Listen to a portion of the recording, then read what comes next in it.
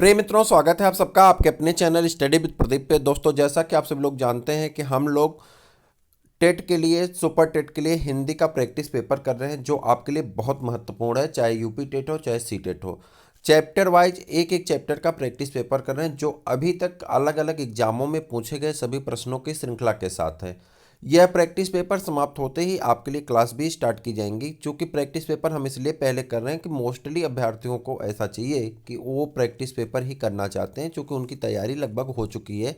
तो practice paper करने से उनके अंदर कॉन्फिडेंस बिल्डअप हो जाता है। तो इसलिए, और जो लोग नए हैं वो लोग प्रैक्टिस पेपर करते रहें, बहुत जल्दी आपके क्लास का अरेंजमेंट हो जाएगा। डेली बेस पे आपके लिए मनोविज्ञान, बाल मनोविज्ञान, हिंदी, पर्यावरण इत्यादि की क्लासेस आपके लिए चलाई जा रही हैं, जो आपके लिए फ्री हैं। चलिए देखते हैं, इनमें से कौन सा वर्ण स्पर्श व्यंजन नहीं है। आप जानते हैं कि का वर्ग से लेकर के और पा वर्ग तक के सारे व्यंजन को हम क्या कहते हैं? स्पर्श व्यंजन कहते हैं। तो यहाँ पर अगर देखेंगे, का वर्ग में का वर्ग है, चा वर्ग का च है, टा वर्ग का ता है, लेकिन यह जो है यह अंतस्थ व्यंजन है, ना कि स्पर्श व्यंजन है। कौन सा व्यंजन है? अंतस्थ व्यंजन है। तो यह वर्ण स्पर्श व्यंजन नहीं बल्कि अंतस्थ व्यंजन है। से सभी स्पर्श व्यंजन ध्वनियाँ हैं। ठीक है, बात समझ पाए आप? आगे बढ़ जाए।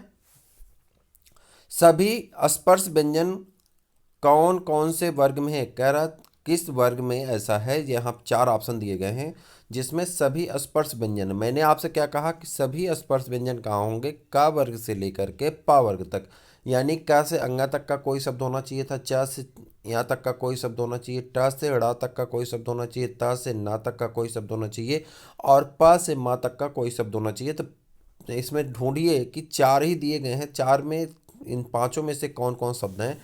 तो अगर ध्यान देंगे तो का वर्ग का का है, चा वर्ग का चा है, पा वर्ग का पा है और ता वर्ग का दा है। तो जो मिल करके क्या बनाते हैं? स्पर्श व्यंजन बनाते हैं। अन्य विकल्प में सभी वर्ण स्पर्श व्यंजन नहीं है। यहाँ पे देखिए अंतस्थ व्यंजन का या आ गया है। ठीक है, आगे बढ़ जाए।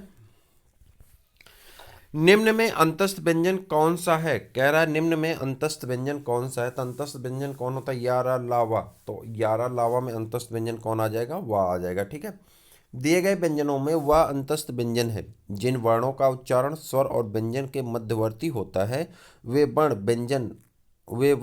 व्यंजन अंतस्थ व्यंजन कहलाते हैं। हिंदी वर्णमाला में या तालव्य, रा मूर्धन्य, ला दंत, व दंतोष्ठ चार अंतस्थ व्यंजन हैं।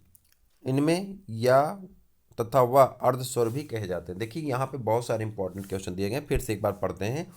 कह रहा है दिए गए व्यंजनों में व अंतस्थ व्यंजन है। व क्या है? अंतस्थ व्यंजन है जिन वर्णों का उच्चारण स्वर और व्यंजनों के मध्यवर्ती होता है। किसमें? स्वर और व्यंजनों के मध्यवर्ती होता है। आपसे ऐसे पूछा जा सकता है किनका उच्चारण स्वर और व्यंजनों के मध्यवर्ती होता है, तो आप कहेंगे अंतस्थ व्यंजन का। तो कह रहा है जिनका उच्चारण स्वर और व्यंजनों के मध्यवर्ती होता है वे वर्ण व्यंजन, वे वर्ण क्या कहलाते हैं? व्यंजन अंतस्थ व्यंजन कहलाते हैं। हिंदी वर्णमाला में या तालव्य है, रा मूर्धन्य है, ला दंत है तथा वा दंतोष्ठ है, तथा ये चार प्रकार के पाए जाते हैं। या क्या है? तालव्य शब्द है, रा क्या है? मूर्धन्य है, ला क्या है? दंत है, और वा क्या? दंतोष्ठ है। ये पाए जाते हैं। ठीक है, इन्हें अर्धस्वर भी कहा जाता है। या और वा को क्या कहते हैं? अर्धस्वर कहते हैं। चार पांच क्वेश्चन यहाँ पे है। इस पैराग्राफ को आप गौर से ध्यान से पढ़ लीजिए। ठीक है, पीडीएफ अगर आपको चाहिए तो यह पीडीएफ प्राप्त करने के लिए आपको क्या करना है? 8004109989 पे आपको हमारा टेलीग्राम ग्रुप ज्वाइन करना है, जिस पे हम आपको प्रत्येक दिन पीडीएफ सेंड कर दिया करेंगे। ठीक है, तो जैसे ही चैनल को आप सब्सक्राइब करेंगे, अपने दोस्तों को शेयर करेंगे, तो आप टेलीग्राम ग्रुप भी ज्वाइन कर लीजिए, आपको लाभ मिलेगा। निम्नलिखित में से अंतस्थ व्यंजन कौन सा है? कह रहा है अंतस्थ व्यंजन कौन सा है। तो आप जानते हैं अंतस्थ व्यंजन कौन होते हैं? या रा ला वा। ठीक है, चार ही अंतस्थ व्यंजन होते हैं, जिसमें से या रा ला वा में से या दिया गया है जो अंतस्थ व्यंजन है, इसे अर्धस्वर भी कहते हैं। वा और या को क्या कहा जाता है? अर्धस्वर कहा जाता है। वा व्यंजन है, वा व्यंजन कौन है? अंतस्थ व्यंजन। यारा लावा में आएगा। वा व्यंजन कौन है? अंतस्थ व्यंजन है। देखिए अंतस्थ व्यंजन कौन है? यारा लावा। ऊष्म व्यंजन कौन है? तीनों सा और हा।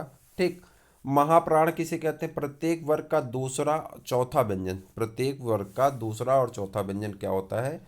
महाप्राण होता है। और अघोष किसे कहते हैं? पहला दूसरा व्यंजन तथा तीनों सा को हम क्या कहते हैं? अघोष व्यंजन, अघोष ध्वनियाँ कहते हैं।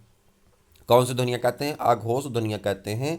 किसी वर्ग का पहला दूसरा व्यंजन और तीनों सा क्या कहलाते हैं? अघोष ध्वनियाँ कहलाते हैं। यार अलावा किस प्रकार के व्यंजन हैं?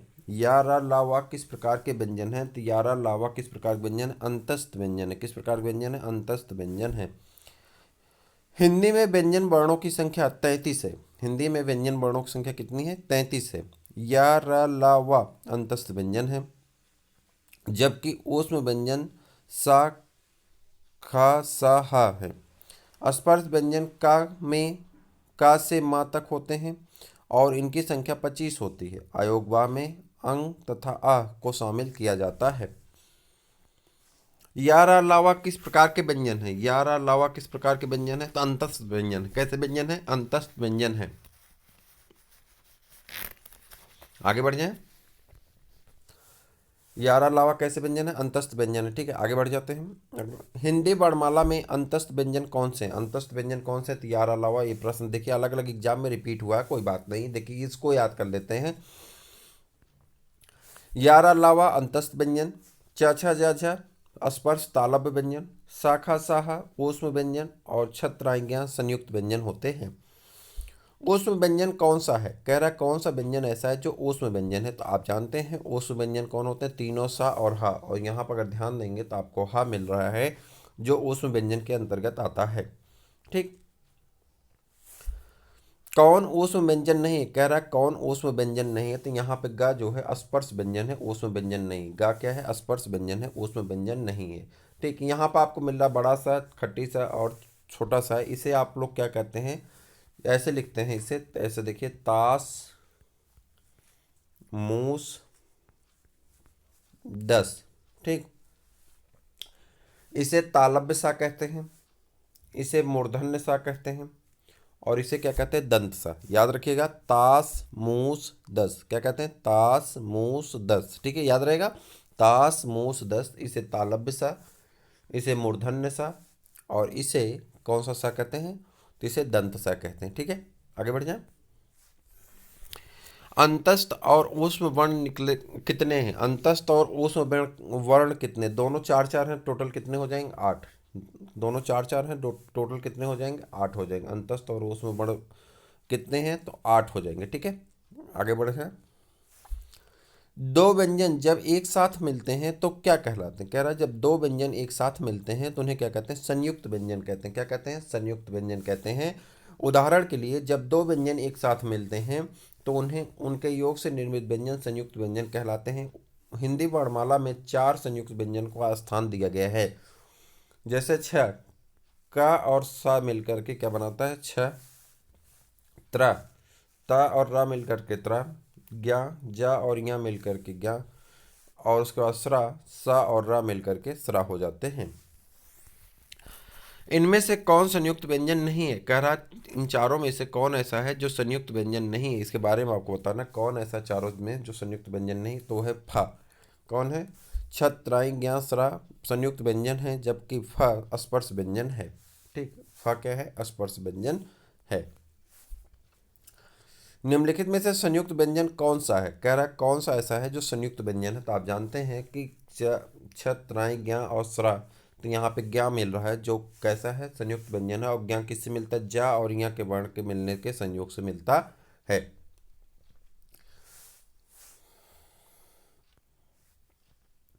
छह वर्ण किसके योग से बना? आरआरबी में पूछा गया, आरआरबी का सामने पेपर भी होने वाला है। तो छह वर्ण किसके योग से मिलकर बना है? का और सा के योग से मिलकर बनता है। छह ध्वनियाँ निम्न में से किसके अंतर्गत आती हैं? छह ध्वनियाँ किसके अंतर्गत आती हैं? संयुक्त व्यंजन के अंतर्गत आती हैं।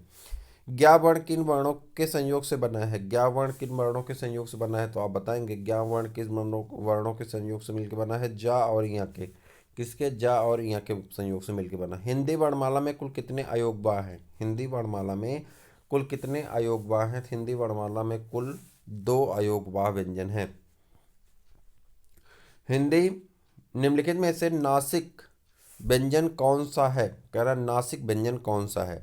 ठीक, जिस वर्णों के उच्चारण में वायु का निर्गमन केवल नासिका या विवर से होता है उसे नासिक व्यंजन कहलाते हैं। प्रत्येक वर्गों के पंचम वर्ण नासिक व्यंजन है। क, ञ, ड़, न, म। अतः दिए गए वर्णों में से या नासिक व्यंजन है।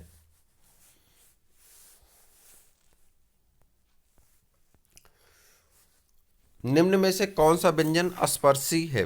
कह रहा है निम्न में से कौन सा व्यंजन स्पर्शी व्यंजन है, तो उसे आप बताएंगे। निम्न में से कौन सा व्यंजन स्पर्शी व्यंजन है, तो कौन है? हा। हा कौन सा व्यंजन है? स्पर्शी व्यंजन के अंतर्गत आता है। स्पर्शी संघर्षी, संघर्षी माफ करिएगा, संघर्षी व्यंजन पूछ रहा है, ठीक है, संघर्षी व्यंजन के अंतर्गत आ जाएगा, ठीक।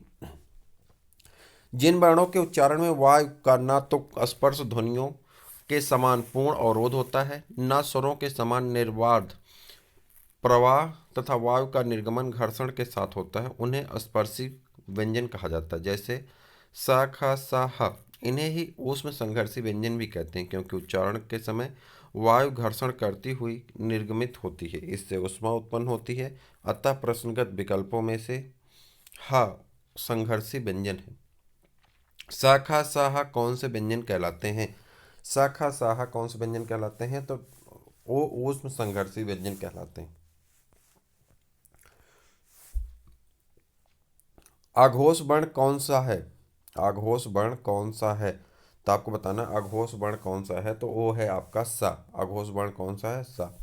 जिन ध्वनियों के उच्चारणों में स्वर तंत्रियों में कंपन उत्पन्न नहीं होता, उन्हें अघोष वर्ण कहते हैं।